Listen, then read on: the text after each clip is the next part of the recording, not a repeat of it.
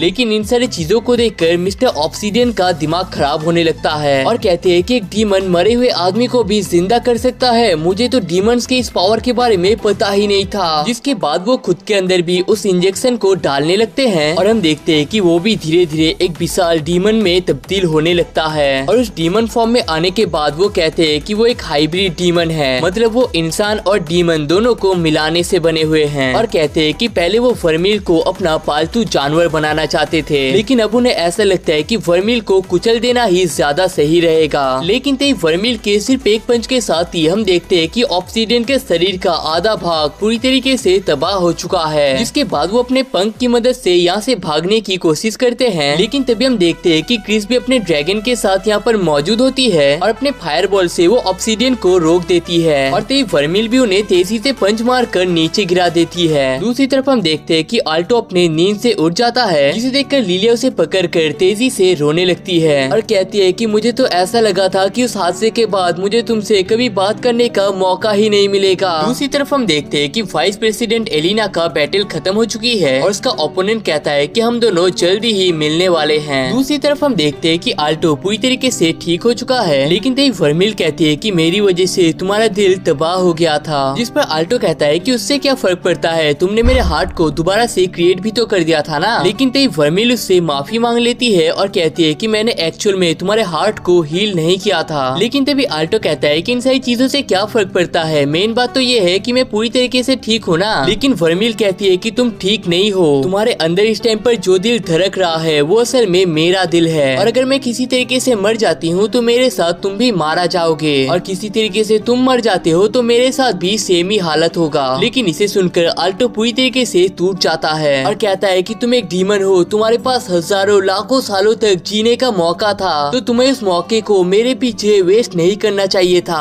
अब इसके बाद मिस्टर ऑब्सीडियन को कैद कर लिया जाता है और दूसरी तरफ जितने भी बच्चे कोमा में थे वो सभी उससे बाहर आने लगते हैं। लेकिन जब रेक्स कोमा से उठता है वो इस चीज को देखकर खुश होता है कि क्रिस उसके ही पास ही में होती है। जिसके बाद हमें पता चलता है कि आल्टो को भी जिंदा रहने के लिए वर्मिल के माना को चूसना पड़ता है। इन शॉर्ट वर्मिल ने यहाँ पर उनो रिवर्स का कार्ड खेल लिया है। लेकिन तभी आल्टो पूछता है कि कुछ दिनों से तुम मेरे साथ ठीक से बात क्यों नहीं कर रहे। लेकिन तभी वर्मिल कहती है कि क्या तुम्हें मुझसे डर नहीं लगता, तुम्हें तो पता है ना कि मेरा असली चेहरा कितना खतरनाक है, और अगर मैं तुम्हारे साथ रहती हूँ तो तुम्हारा खतरा बढ़ता ही जाएगा, इसलिए मुझे तुमसे दूर ही रहना चाहिए। और कह देती है कि अगर आल्टो उसके माना को धीरे धीरे ऐसे ही लेता रहता है जहाँ पर आल्टो वगैरह उसके माना के बीच जिंदा रह पाएगा, और कहती है कि उसके बाद वो दूर कहीं पर जाकर छुप जाएगी। लेकिन तभी आल्टो कहता है कि वर्मिल तुम मुझे गुस्सा दिला रहे हो, और इतना कहकर वो उसे किस करने लगता है और कहता है कि मुझे तुमसे डर क्यों लगेगा, याद रखना तुम मेरे इकलौते फेमिलियर हो और तुम्हें पूरी जिंदगी मेरे साथ ही बिताना पड़ेगा।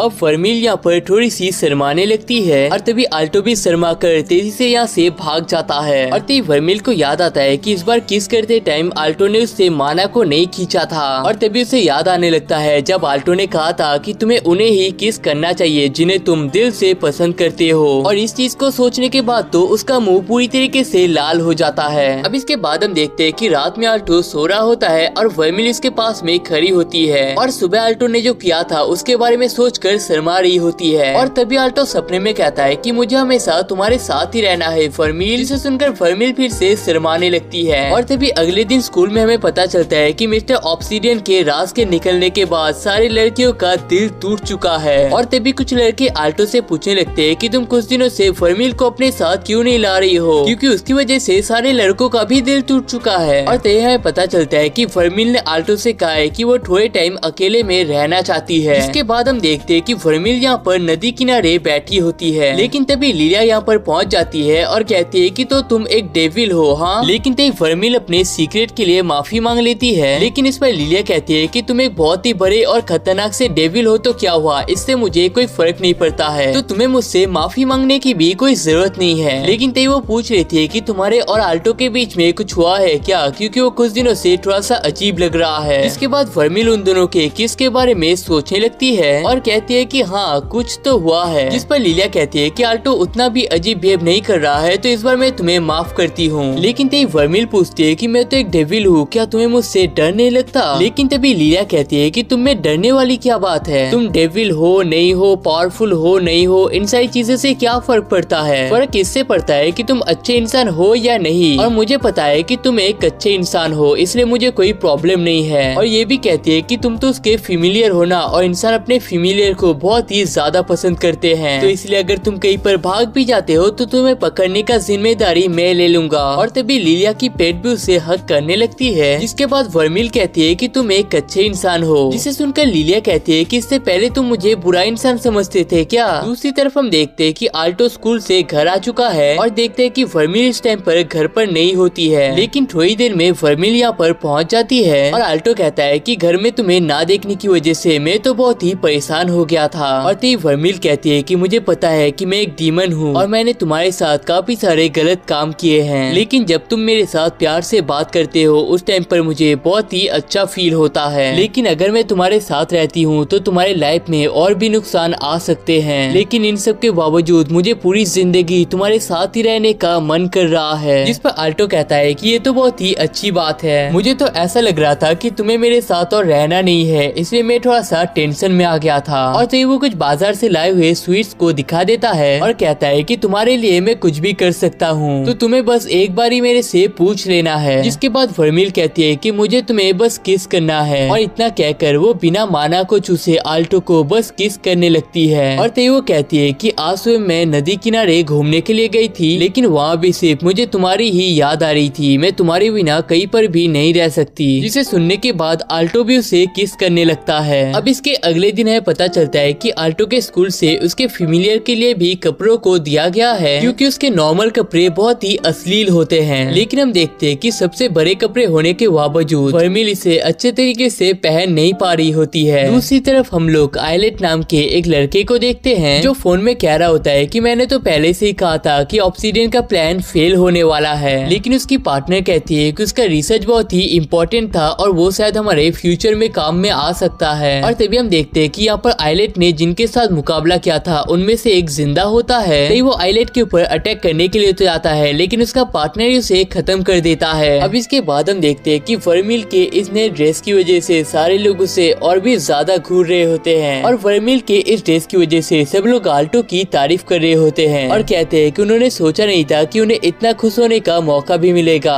और तभी हम देखते हैं कि कुछ बच्चे यहाँ पर रो रहे होते हैं क्योंकि उन्हें लगता है कि वर्मिल का पिछला ड्रेस ही ज्यादा बेटर था। और तभी उसका दोस्त याद दिलाता है कि ब्रोंज टूर्नामेंट जल्दी ही स्टार्ट होने वाला है, तो उसके लिए उन्हें अपने फीमेलियर्स को प्रिपेयर करके रखना है। जिसके बाद हम देखते हैं कि वर्मिल यहाँ पर आल्टो के माना को चूसने लगती है, और तभी वर्मिल पूछती है कि तुम्हें ये सारी चीजें पसंद नहीं आ रही क्या? जिस पर आल्टो कहता है कि ऐसी बात नहीं है, लेकिन स्कूल में इस तरीके से उसे बहुत ही शर्म आती है। जिसके बाद वो दोनों अपने क्लास में पहुँच जाते हैं, लेकिन तभी यहाँ पर सेकेंड ईयर के स्टूडेंट्स भी आने लगते हैं, जिस वजह से सब लोग हल्ला मचाने लगते हैं। लेकिन तभी एलिना वर्मिल और आल्टो से कहते हैं कि हमें तुम लोगों से कुछ पर्सनल बातें करनी है, जिस वजह से तुम लोगों को हमारे साथ चलना है। अब स्टूडेंट काउंसिल में जाने के बाद आल्टो सोचता है कि कहीं इन्हें पता तो नहीं चल गया कि वर्मिल असल में एक डेविल है, और सोचता है कि अगर ये लोग हमारे खिलाफ आ जाते हैं तो मैं किसी भी कीमत पर वर्मिल को बचाऊंगा। लेकिन तभी एलिना यहाँ पर माफी मांग लेती है, क्योंकि उनके नाकामयाबी की वजह से आल्टो को उस दिन बहुत ही चोट लगा था, और कहती है कि उस दिन असल में उसे एक अजीब से क्रिएचर ने रोक लिया था जिसके बारे में उसे कुछ पता नहीं है, और ये भी बता देती है कि मिस्टर ऑब्सीडियन अपने जेल से भाग चुके हैं। जिसके बाद आल्टो मन में सोचता है कि उसने जितना सोचा था ये जगह उतना भी बुरा नहीं है। लेकिन तभी वो लोग वर्मिल और आल्टो को पकड़ लेते हैं, और एलिना कहती है कि क्या कुछ ऐसी बात है जो तुम लोग हमसे छुपा रहे हो। तभी हम देखते हैं कि वर्मिल के ऊपर जो अटैक्स किए गए हैं वो तो उतने पावरफुल भी नहीं होते हैं, लेकिन ये तो बस उसके ध्यान को भटकाने के लिए था, क्योंकि उन्हें ऑलरेडी पता है कि वर्मिल क्या क्या चीजें कर सकते हैं। लेकिन तभी वर्मिल आल्टो को कुछ भी झूठ बोलने के लिए मना करती है, क्योंकि ये बहुत ही सीरियस सिचुएशन है। जिसके बाद आल्टो बता देता है कि उसका फीमेलियर असल में एक डीमन है, और कहता है कि वो एक डीमन तो हो सकता है लेकिन वो दिल से बहुत ही अच्छी है, और मिस्टर ऑब्सीडियन के साथ जो हुआ था उसमें उसकी कोई भी गलती नहीं है। और कहता है कि अगर स्टूडेंट काउंसिल को इस चीज से कोई प्रॉब्लम होता है तो वो स्कूल को छोड़ने के लिए भी राजी है, लेकिन वो अपने पार्टनर का साथ कभी नहीं छोड़ने वाला है। लेकिन तभी एलिना कहती है कि तुम हमें गलत समझ रहे हो, हमें तुम्हारे फैमिलियर से कोई भी प्रॉब्लम नहीं है, और इसके बारे में हम तो किसी को बताने भी नहीं वाले हैं। अब जेसिका तो इस चीज के खिलाफ होती है, जिस पर रियुगा कहता है कि मिस्टर ऑब्सीडियन एक विलेन निकलेंगे ये हमने सोचा नहीं था, और अभी भी कई सारे लोग मिस्टर ऑब्सीडियन की तरह हमारे स्कूल में छुपे हुए हैं। और तभी एलिना कहती है कि हमें भरोसेमंद लोगों की जरूरत है। और तभी एलिना आल्टो से पूछती है कि क्या तुम स्टूडेंट काउंसिल में ज्वाइन करना चाहोगे। अब आल्टो इस चीज का रीजन समझ नहीं पा रहा होता है, जिस पर एलिना कहती है कि तुमने हमारे 5 सबसे पावरफुल मेजेस में से एक क्रिस को हराया है, जिसका मतलब तुम्हारे पास पावर और स्ट्रेटेजी दोनों ही है, और हमें अभी तक पता नहीं चला है कि मिस्टर ऑब्सीडियन इन सारी चीजों को क्यों कर रहे थे। तो क्या तुम अपने डेविल के पावर का यूज करके हमारी मदद नहीं करना चाहोगे। और ये भी बता देते हैं कि अगर वो बीच में उन्हें धोखा देता है तो वो आल्टो को खत्म कर देंगे, जिससे कि वर्मिल का खेल भी खत्म हो जाएगा।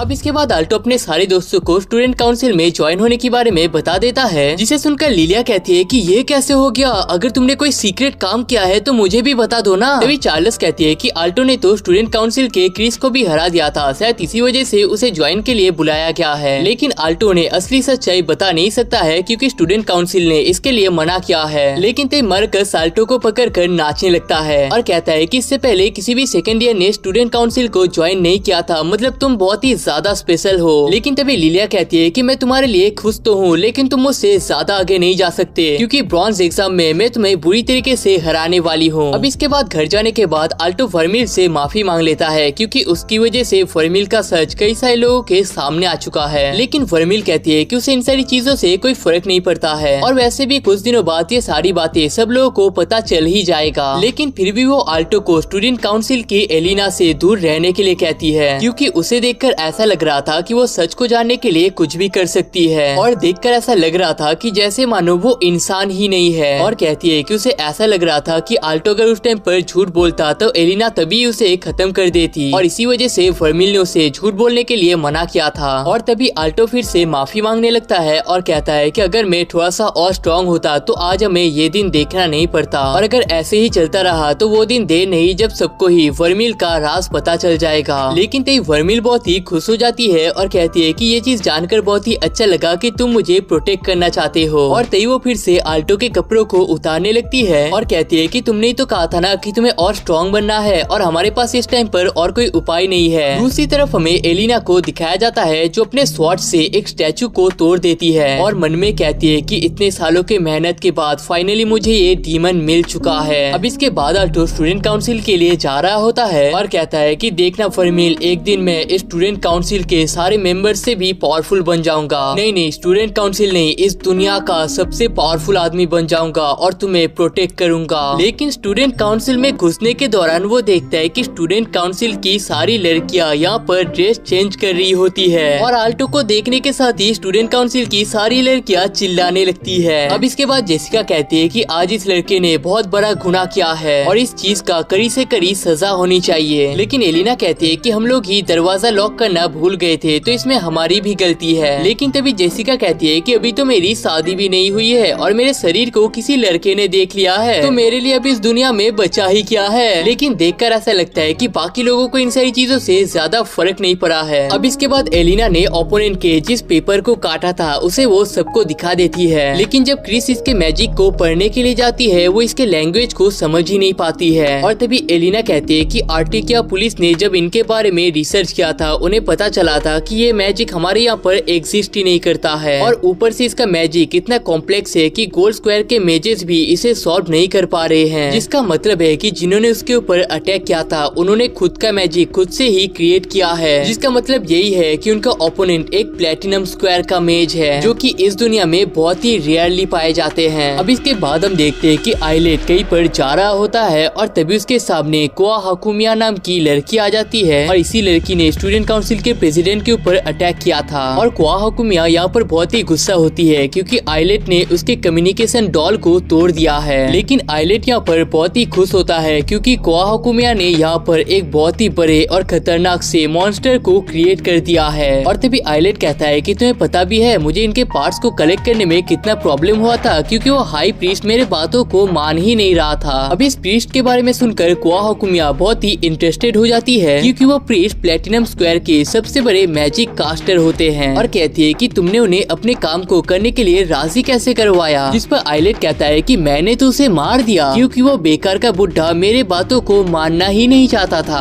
अब यहाँ से जाते टाइम हम देखते हैं कि आइलेट के हाथ में वर्मिल और आल्टो का पिक्चर होता है और कहता है कि मेरे कुछ दोस्तों ने अपने कामों को आधा अधूरा ही कंप्लीट किया है जिसे अब मुझे फिनिश करना है। अब इसके बाद हम लोग देखते हैं कि एक लड़की यहाँ पर रो रही होती है और आल्टो उसे देख रहा होता है। जिसके बाद आल्टो से चुप कराने के लिए तो जाता है लेकिन तभी वो कहीं पर टेलीपोर्ट हो जाता है और तभी एक एंजल उसके पास आ जाती है और कहती है कि तुम्हारे पास दो चॉइस है। पहले रास्ते में उसका भला होना गारंटी है लेकिन इससे दूसरों को भी खतरा हो सकता है। दूसरा रास्ता इंसानियत के लिए तो सही है लेकिन इससे खुद को दर्द हो सकता है। और यहाँ पर असल में वो इनडायरेक्टली यही पूछना चाहती है कि वो वर्मिल के बारे में क्या सोचता है। लेकिन तभी उसका नींद टूट जाता है और उसे पता चलता है कि वो बस यहाँ पर एक सपना देख रहा था। जिसके बाद आल्टो यहाँ पर अपने ब्रोंज टेस्ट का प्रिपरेशन करने लगता है और कहती है कि इस टेस्ट को आधे लोग पार कर ही लेते हैं तो तुम्हें इसके बारे में ज्यादा चिंता करने की जरूरत नहीं है। लेकिन तभी आल्टो कहता है कि क्रिस ने कहा है कि अगर मैं इस टेस्ट में अच्छा परफॉर्म नहीं करती हूँ तो वो मुझे जान से मारने वाली है। और सारे काउंसिल मेंबर्स ने भी कहा है कि ये उनकी इज्जत की बात है और उसे अपने थ्योरी टेस्ट के बारे में तो उतना चिंता नहीं है, लेकिन यहाँ पर एक प्रैक्टिकल टेस्ट भी होने वाला है। और क्योंकि पहले वो एक फेमिलियर को भी समन नहीं कर पाता था, इसलिए उसे खुद के ऊपर यकीन नहीं आ रहा है। लेकिन तभी वर्मिल उसे खींचकर बेड पर ले जाने लगती है और कहती है कि टेस्ट के दौरान तुम्हें बहुत सारे माना का जरूरत होगा ना, तो तुम्हें उन सारे माना को अभी ही मेरे से खींच लेना चाहिए। अब इसके बाद अगले दिन प्रिपरेशन करने के दौरान आल्टो को वही बुक मिल जाता है जिसकी मदद से उसने वर्मिल को समन किया था और सोचता है कि ऐसा कौन सा मेज होगा जिसने वर्मिल जैसे पावरफुल डेविल को भी कैद कर दिया था। लेकिन तभी लेट होने की वजह से वो उस बुक को लेकर ही यहाँ से जाने लगता है। अब इसके बाद वो सब लोग एग्जामिनेशन के लिए जाने लगते हैं, लेकिन तभी लीला कहती है कि हमारे लाइफ का सबसे पहला इम्पोर्टेंट टेस्ट है, तो हमें इसे बेस्ट तरीके से क्लियर करना है। और इस टाइम पर आल्टो का माना भी फुल होने की वजह से वो बहुत ही पावरफुल फील कर रहा होता है। और तभी हमें पता चलता है कि इस एग्जाम को देने के लिए उन सभी को बिल्डिंग ए में जाना पड़ता है, जहाँ पर किसी का भी एडवांटेज पावर काम नहीं करता है। लेकिन तभी मार्कस कहता है कि इन सब के बावजूद इस टेस्ट को पार करने के लिए उसके पास एक सीक्रेट स्ट्रेटेजी है। लेकिन तभी लीलिया नोटिस करती है कि सारे लोग इस टाइम पर उन्हें अजीब तरीके से घूर रहे हैं और तभी हमें पता चलता है कि वो लोग असल में जिस स्कूल से आ रहे हैं सिर्फ वही के 50% स्टूडेंट पास हो पाते हैं, वरना बाकी स्कूल के सिर्फ 10% स्टूडेंट ही पास हो पाते हैं। अब सब लोगों के रूम में आने के बाद वो लोग देखते हैं कि बीच में एक क्रिस्टल होता है जिसके अंदर एक फ्लेम जल रहा है। और तभी यहाँ पर उनका प्रॉक्टर फ्रैंक्स आने लगता है और तभी चार्लोस कहती है कि आदमी असल में रॉयल मेज का हिस्सा है। और तभी फ्रैंक्स कहते हैं कि आज तुम लोगों का माना प्रोविजन का टेस्ट होगा और कहते हैं कि उनके पीछे जो क्रिस्टल है वो किसी भी आदमी के एक्चुअल माना को कैलकुलेट कर सकता है। लेकिन उन्हें इस क्रिस्टल के थ्रू इस फ्लेम के ऊपर ज्यादा से ज्यादा अपने माना को ट्रांसफर करना है और जो जितना माना इस फ्लेम के ऊपर ट्रांसफर कर पाएगा उसे उसी हिसाब से स्कोर दिया जाएगा। लेकिन इसे सुनने के बाद सब लोगों को ऐसा लगने लगता है कि ये तो किसी बच्चों का खेल है। लेकिन आल्टो को पता होता है कि ये टेस्ट उतना भी आसान नहीं होने वाला है। अब इसके बाद पहला स्टूडेंट जाकर अपना पूरा कोशिश तो करता है, लेकिन उसके कोशिश के बावजूद इस आग के ऊपर उसका कोई भी असर नहीं होता है। जिसके बाद एक साधु अपने कौवे के साथ आता है, लेकिन वो भी फेल हो जाता है। और उसके बाद एक आदमी अपने भालू फेमिलियर को लेकर आता है, लेकिन उसका भी कोई फायदा नहीं होता है। लेकिन तभी लिलिया कहती है कि ये लोग इस टेस्ट को सिर्फ इसलिए हार रहे हैं क्योंकि इन्होंने इस टेस्ट को सीरियसली नहीं लिया था। लेकिन तभी इसके बाद लिलिया का ही टर्न आ जाता है और तभी लिलिया मन में कहती है कि मुझे इसे करने का ट्रिक पता है। और तभी वो अपने पहली ट्राई में इस आग को बहुत ही बड़ा कर देती है और कहती है कि हमें अपने माना को इस क्रिस्टल पे नहीं बल्कि उस आग के ऊपर फोकस करना है, जिसके लिए बहुत ही हाई लेवल का फोकस तो चाहिए होता है। लेकिन मेरे लिए ये कोई बड़ी बात नहीं है। और इस टेस्ट को कंप्लीट कर लिलिया बहुत ही एक्साइटेड हो जाती है। लेकिन तभी एक लड़का आकर कहता है कि तुम बच्चे कुछ ज्यादा ही एक्साइटेड हो जाते हो क्योंकि तुमने अभी मेरा खेल नहीं देखा है। जिसके बाद हम देखते हैं कि वो लड़का भी बहुत ही अच्छे तरीके से फ्लेम को कंट्रोल करता है। लेकिन जब मार्कस का टर्न आता है देखकर ऐसा लगता है कि उसे बहुत ही तकलीफों का सामना करना पड़ रहा है। लेकिन इसके बावजूद वो फ्लेम थोड़ा सा तो जलता ही है। जिसके बाद चार्लोस का टर्न आता है, लेकिन वो तो इसे बहुत ही इजीली कंप्लीट कर लेती है। लेकिन तभी फ्रैंक्स मन में सोचते हैं कि इन्होंने बहुत अच्छा परफॉर्म तो किया है, लेकिन उन्होंने जितना सोचा था ये लोग उतने भी खास नहीं है। अब इसके बाद आल्टो का टर्न आ जाता है और तभी फ्रैंक्स कहते हैं कि ये वही लड़का है जिसके पास ह्यूमन फेमिलियर है। उन्होंने ऐसा इससे पहले कभी नहीं देखा था, लेकिन वो देखना चाहते हैं कि ये लड़का कैसा परफॉर्म करता है। लेकिन तभी कुछ लड़के उसे कहने लगते हैं कि तुम यहाँ पर अपने मदर को लेकर आए हो क्या? लेकिन आल्टो इन सारी चीजों पर ध्यान ना देकर सीधा क्रिस्टल के पीछे जाने लगता है और अपने मैजिक पावर का यूज करके उसे पता चलता है कि ये कोई नॉर्मल क्रिस्टल नहीं है बल्कि इसमें सूडोमेट्रिक पावर को यूज किया गया है। इन शॉर्ट इसके पीछे का साइड असल में इसके पावर देने का मेन पॉइंट है, जिस वजह से वो पूछ लेता है कि क्या वो इसके पीछे के साइड से इसे पावर दे सकता है। फ्रैंक्स कहते हैं कि पावर देना इम्पोर्टेंट है और वो जहाँ से चाहे वही से पावर दे सकता है। और तभी फ्रैंक्स मन में कहते हैं कि यही तो असली टेस्ट है, क्योंकि इस क्रिस्टल को इसी तरीके से बनाया गया है कि अलग अलग साइड से इसमें अलग अलग टाइप के पावर जाने वाले हैं और इसका पीछे का साइड बेस्ट जगह है इसमें पावर देने का। जिसके बाद फ्रैंक्स कहते हैं कि ये जानकर मुझे बहुत ही खुशी हुई है कि यहाँ पर कोई तो एक स्मार्ट बच्चा मौजूद है। लेकिन तभी वर्मिल कहती है कि तुम गलत कर रहे हो, वो एक्चुअल सही जगह नहीं है। और तभी आल्टो उसके बात को समझ जाता है और उस क्रिस्टल के राइट साइड में आ जाता है और अपने माना का यूज करके बहुत ही बड़े से फ्लेम को क्रिएट कर देता है। लेकिन तभी फ्रैंक्स मन में कहते हैं कि वो सबसे मुश्किल जगह है माना को ट्रांसफर करने के लिए, मतलब इस बच्चे ने जानबूझकर उस जगह को चूज किया है और यहाँ तक कि उस फ्रेम का कलर भी बदल कर पर्पल हो चुका है। लेकिन इतने माना को यूज करने के बावजूद आल्टो को कुछ फील ही नहीं होता है, क्योंकि वर्मिल एक टाइम पर इससे कई गुना ज्यादा माना को खींच लेती है। लेकिन तभी वर्मिल उससे कहती है कि तुम अपने पावर को रोक क्यों रहे हो, तुम्हें सबके सामने अपने पावर को प्रूफ करना है। जिसके बाद आल्टो अपने और भी माना को ट्रांसफर करने लगता है, जिस वजह से ये क्रिस्टल और भी तेजी से जलने लगता है। लेकिन तभी हम देखते हैं कि इतना ज्यादा पावर को यूज करने की वजह से ये क्रिस्टल यहाँ पर टूट के पूरी तरीके से चकनाचूर हो जाता है। लेकिन इसके बाद आल्टो की पूरी तरीके से फट जाती है और तेयो अपने टीचर से माफी मांगने लगता है और कहता है कि मैं उस क्रिस्टल को तोड़ना नहीं चाहता था, वो तो गलती से मुझसे टूट गया और प्लीज मुझे टेस्ट में फेल मत कीजिएगा। लेकिन तभी फ्रैंक्स कहते हैं कि बकवास करना बंद कर बच्चे, क्योंकि तू यहाँ पर पास हो चुका है। लेकिन ज्यादा खुश होने की भी जरूरत नहीं है, क्योंकि इसके बाद तुम्हें अपने रिटर्न एग्जाम को भी क्लियर करना है। और तभी फ्रैंक्स अपने पार्टनर से कहते हैं कि इस बच्चे ने जो काम करके दिखाया है ये कई सारे प्लेटिनम स्क्वायर के लोगों के लिए भी इम्पॉसिबल है। और उसकी पार्टनर भी कहती है कि उसने भी पहली बार किसी को इस क्रिस्टल को तोड़ते हुए देखा है। फ्रैंक्स कहते हैं कि उन्होंने ये चीज कभी एक्सपेक्ट तो नहीं किया था, लेकिन इन्हीं सारी चीजों को देखने में उन्हें सबसे ज्यादा मजा आता है। अब इसके बाद सब लोग मिलकर रेस्ट कर रहे होते हैं, लेकिन यहाँ पर भी सब लोग आल्टो के क्रिस्टल के तोड़ने के बारे में बात कर रहे होते हैं। लेकिन तभी मरकस अपने एक पेंसिल को दिखा देता है जिसमें कई सारे नंबर्स होते हैं और कहता है कि इसी पेंसिल की मदद से उसने ऑर्टेगिया के टेस्ट को पार किया था और अब वो इसे यहाँ के रिटन टेस्ट में भी यूज करने वाला है। लेकिन तभी वो बात करने लगते हैं कि क्या ऐसा कोई स्टूडेंट है जिसे ब्रोंज टेस्ट में परफेक्ट मार्क्स मिले हो, जिस पर चार्लोस कहती है कि ये चीज बहुत ही टफ तो होता है, लेकिन एक ऐसा स्टूडेंट था जिसे ब्रोंज, सिल्वर और गोल्ड तीनों में ही फुल मार्क्स मिले थे। और तभी वर्मिल आल्टो से कहती है कि रिटन एग्जाम तो तुम्हारा प्लस पॉइंट है ना, तो यहाँ पर डरने की तो कोई बात ही नहीं है। और तभी लिलिया कहती है कि वो रिटन टेस्ट में तो किसी तरीके से आल्टो से बेटर करने ही वाली है। जिसके बाद वो सभी अपना बेस्ट परफॉर्मेंस देने के लिए चीयर अप कर लेते हैं। अब इसके बाद हम देखते हैं कि आल्टो फिर से वर्मिल से माना ले रहा होता है, लेकिन तभी आल्टो कहता है कि इस टाइम पर ये सब करना सही नहीं होगा। लेकिन वर्मिल कहती है कि क्रिस्टल के टेस्ट के दौरान तुमने बहुत सारे माना को यूज कर लिया था, इसलिए तुम इस टाइम पर बहुत ही कमजोर हो चुके हो और अगर अचानक से कोई मुसीबत आ जाता है तो तुम उसे संभाल नहीं पाओगे। जिसके बाद वो फिर से अपने माना को देने लगती है। लेकिन इन सब के बाद आल्टो बहुत ही गुस्सा हो जाता है, क्योंकि वो दोनों अपने टेस्ट के लिए लेट हो चुके हैं। लेकिन तभी आल्टो के पास से वही लड़का जाने लगता है जिसने टेस्ट में बहुत अच्छा परफॉर्म किया था, लेकिन वो बीच में आल्टो को छिड़ा भी रहा था। लेकिन आल्टो मन में सोचता है कि काश इस लड़के का टेस्ट भी अच्छे तरीके से निकल जाए। लेकिन तभी हम देखते हैं कि वो लड़का बाथरूम में अपने हाथों को साफ कर रहा होता है। लेकिन तभी वो देखता है कि उसके पीछे आइलेट पहुंच चुका है और आइलेट के सिर्फ एक अटैक के साथ ही उस लड़के का खेल खत्म हो जाता है और हमें पता चलता है कि आइलेट को सिर्फ इस लड़के का कूपन चाहिए था। दूसरी तरफ हम देखते हैं कि एलिना और जेसिका आपस में स्वॉर्ड का प्रैक्टिस कर रहे होते हैं और इस ट्रेनिंग के बाद वो दोनों नहाने के लिए चले जाते हैं। लेकिन तभी जेसिका कहती है कि आल्टो के बारे में उसे थोड़ा सा अजीब सा फील हो रहा है, क्योंकि बचपन में उन्हें बताया जाता था कि डेविल बहुत ही खतरनाक होते हैं और हमें उनसे दूर रहना चाहिए। लेकिन अभी तो ऐसा लगता है कि आल्टो उस डेविल का यूज करके प्लेटिनम स्क्वायर तक भी जा सकता है। लेकिन तभी एलिना कहती है कि क्या तुम्हें सच में लगता है कि उस डेविल से हमें कोई खतरा नहीं है? भूलो मत कि वो एक डेविल है और कभी भी हमारे खिलाफ जा सकती है। लेकिन इसके बावजूद अगर हम उसे अपने भले के लिए यूज कर पाते हैं तो हमें इस मौके को छोड़ना नहीं चाहिए। लेकिन तभी जेसिका कहती है कि वर्मिल देखकर तो बहुत ही स्मार्ट लग रही थी, तो उसने एक इंसान के साथ अपने हार्ट को क्यों शेयर किया होगा? जिस पर एलिना कहती है कि तुम इस चीज को अभी भी समझ नहीं पाए हो। ये जानकर मुझे थोड़ा सा तो शौक लगा, लेकिन सच्चाई तो ये है कि वर्मिल आल्टो को प्यार करती है और इसी चीज को वो लोग अपने फायदे के लिए यूज कर सकते हैं। लेकिन तभी हम देखते हैं कि आल्टो और वर्मिल तेजी से अपने टेस्ट को देने के लिए आने लगते हैं और अपने रूम में पहुंचने के बाद आल्टो वर्मिल से कहता है कि तुम इस टेस्ट के दौरान अंदर नहीं जा सकते, तो तुम्हें बाहर ही रहना पड़ेगा। जिसके बाद आल्टो अपने टेस्ट की जगह पर जाकर बैठ जाता है। लेकिन हम देखते हैं कि उसका बेंच पार्टनर और कोई नहीं बल्कि खुद आइलेट होता है। दूसरी तरफ हम देखते हैं कि वर्मिल यहाँ पर आल्टो का वेट कर रही होती है। लेकिन तभी उसके पास से कुछ लड़के जाने लगते हैं और वो बात कर रहे होते हैं कि इस बार का टेस्ट सबसे टफ होने वाला है। लेकिन वर्मिल को आल्टो के बारे में कोई भी टेंशन नहीं होती है, क्योंकि उसे पता है कि आल्टो हमेशा अपने पढ़ाई को लेकर ही पड़ा रहता है। लेकिन इस बात को सोचकर उसे गुस्सा आने लगता है कि आल्टो हमेशा सिर्फ पढ़ाई ही क्यों करता रहता है। लेकिन तभी उसे याद आता है कि आल्टो ने कहा था कि वो इतनी सारी पढ़ाई सिर्फ इसलिए कर रहा है ताकि वो पावरफुल बन सके और वर्मिल को प्रोटेक्ट कर पाए। दूसरी तरफ हम देखते हैं कि आल्टो अपने पूरे शिद्दत के साथ टेस्ट को दे रहा होता है और कोई भी प्रॉब्लम उसे स्टक नहीं कर पा रहा है। लेकिन तभी वो देखता है कि उसका पास का बंदा यानी कि आइलेट घोड़े बेचकर सो रहा होता है, जिसे देखकर वो सोचता है कि इसे अपनी टेस्ट की टेंशन नहीं है क्या, लेकिन तभी वो फिर से अपने टेस्ट पे फोकस करने लगता है क्योंकि उसे अच्छे नंबर लाने हैं। लेकिन आखिरी के 10 मिनट के दौरान आइलेट का नींद टूट जाता है, जिसे देखकर आल्टो सोचता है कि इस बार का एग्जाम पेपर तो बहुत ही हार्ड आए हैं और इस लड़के के पास कोई टाइम भी नहीं है, मतलब ये लड़का फेल ही हो जाएगा। लेकिन तभी कुछ सेकंड्स में ही आइलेट इन सारे सवालों का जवाब क्लियर कर देता है, जिसके बाद आइलेट कहता है कि इस बार के सवाल तो बहुत ही आसान है, कोई 5 साल का बच्चा भी इन्हें कंप्लीट कर सकता है। लेकिन तभी उनके टीचर बात करने के लिए उन्हें डांटने लगते हैं, जिसके बाद आइलेट आल्टो से कहता है कि तुम इतने बड़े बड़े जवाब क्यों दे रहे हो, ये तो एक लाइन में कंप्लीट हो जाएगा। लेकिन तभी यहाँ पर एक आदमी आ जाता है, जिसे देखकर उनके क्लास टीचर बहुत ही गुस्सा हो जाते हैं। लेकिन तभी वो आदमी बताता है कि उनमें से एक स्टूडेंट को किसी ने बाथरूम में मार दिया है। जिसके बाद आइलेट कहता है कि मैंने सोचा नहीं था कि मैं इतनी जल्दी पकड़ा जाऊंगा। और तभी यहाँ पर आइलेट का एक रोबोट आ जाता है और वो चारों तरफ अजीब तरीके से हड़कंप मचाने लगता है। जिसके बाद आल्टो पूछता है कि तुम कौन हो और यहाँ पर क्या कर रहे हो, जिस पर आइलेट कहता है कि मैं असल में तुम्हारा दुश्मन हूँ। अब इसके पीछे कोई रीजन तो नहीं है, लेकिन हमें तुम्हारा डीमन चाहिए। और दूसरी तरफ पायलट के प्रेजेंस को वर्मिल भी फील कर लेती है। दूसरी तरफ पायलट के टीचर कहते हैं कि मेरे पास रॉयल कैपिटल का अथॉरिटी है, जिसका मतलब मैं तुम्हें अरेस्ट कर सकता हूँ। जिसे सुनकर आइलेट कहता है कि तुम लोग तो कुछ ज्यादा ही बोरिंग निकले और उस प्रोफेसर के ऊपर अटैक करने लगता है। और तभी आल्टो सोचता है कि ये शायद वही लड़का है जिसने मिस्टर ऑब्सीडियन के साथ मिलकर वर्मिल का वो हालत किया था। लेकिन तभी मिस्टर फ्रैंक्स आकर उनके टीचर को बचा लेते हैं, जिसे देखकर आइलेट कहता है कि कोई भी मेरे हाथ को इतना आसानी से नहीं तोड़ पाता है, मतलब तुम में कुछ तो खास बात है। लेकिन तभी फ्रैंक्स कहते हैं कि मुझे पता है कि तुम कौन हो, तुम आईलाइट हो ना। और हमें पता चलता है कि प्लेटिनम स्क्वायर में जाने वाला आईलाइट सबसे यंग लड़का होता है। और उस टाइम पर आल्टो का टीम जिसके बारे में बात कर रहे थे, जिसने अपने हर टेस्ट में फुल नंबर लाया था, वो आइलेट के बारे में ही बात कर रहे थे। लेकिन तभी आइलेट कहता है कि तुम कर्नल फ्रैंक्स हो ना, जो बैटल मैजिक में टॉप पर आता है, तो तुमसे लड़ने में तो मुझे और भी ज्यादा मजा आएगा। लेकिन तभी आल्टो उसके ऊपर आइस मैजिक का यूज करने लगता है और वर्मिल खिड़की से आकर उसके ऊपर अटैक कर देता है। लेकिन इन दोनों अटैक के बावजूद आइलेट को कुछ भी नहीं होता है, जिसे देखकर आइलेट कहता है कि सच सच बताना, तुम चिलगोजो को ऐसा तो नहीं लग रहा ना कि तुम एक साथ मिलकर मेरा सामना कर लोगे। और इतना कहकर वो अपने रोबोट के टैंक मोड को एक्टिवेट कर देता है। दूसरी तरफ हम देखते हैं कि लिलिया आल्टो को बचाने के लिए अंदर जाना चाहती है, लेकिन उसे अंदर जाने नहीं दिया जा रहा है। लेकिन फिर भी लिलिया किसी तरीके से इसके अंदर चली जाती है। और तभी यहाँ पर कुछ और लोग भी पहुँच जाते हैं, जो कि फ्रैंक्स का मदद करने के लिए आए हैं। जिसके बाद वो सब भी अंदर जाने लगते हैं। लेकिन थोड़ी देर में वो सभी लोग और लिलिया भी बाहर आ जाती है। और तभी हम दूर में खड़ी एक लड़की को देखते हैं, जो कि यहाँ पर ट्रांसफर मैजिक का यूज कर रही है, जिस वजह से जितने भी लोग अंदर जाने का कोशिश करेंगे वो सभी घूमकर बाहर ही आ जाएंगे। दूसरी तरफ फ्रैंक्स अपने बैटल मैजिक का, आल्टो अपने सुपर आइस मैजिक का और वर्मिल अपने डेविल पावर का यूज कर रही होती है। लेकिन कैनन के एक झटके के साथ ही वो बुरी तरीके से घायल हो जाती है। लेकिन आइलेट फिर भी बिना रुके चारों तरफ अपने कैनन से अटैक किए जा रहा होता है और इस वजह से ये पूरी जगह बुरी तरीके से तबाह हो चुका है। लेकिन आखिरकार आइलेट ने वर्मिल को पकड़ ही लिया है और फ्रैंक्स यहाँ पर बुरी तरीके से घायल होते हैं। लेकिन हम देखते हैं कि आल्टो वगैरह वर्मिल का यूज किए गोल्डन माना को यूज कर पाता है और वर्मिल को छोड़ने के लिए कहती है। और तभी वो अपने पावर से आइलेट के टैंक को तोड़ देता है और कहता है कि मैंने उसे प्रोटेक्ट करने का वादा किया था। और हमें पता चलता है कि आल्टो यहाँ पर गोल्डन नहीं बल्कि सिल्वर माना का यूज कर रहा है। लेकिन तभी आइलेट्स अपने नाइट्स का यूज करके आल्टो को पकड़ लेता है। जिसके बाद आल्टो पूछता है कि तुम वर्मिल के साथ क्या करना चाहते हो, जिस पर आइलेट कहता है कि हम इस पूरी दुनिया को अपने मुट्ठी में कर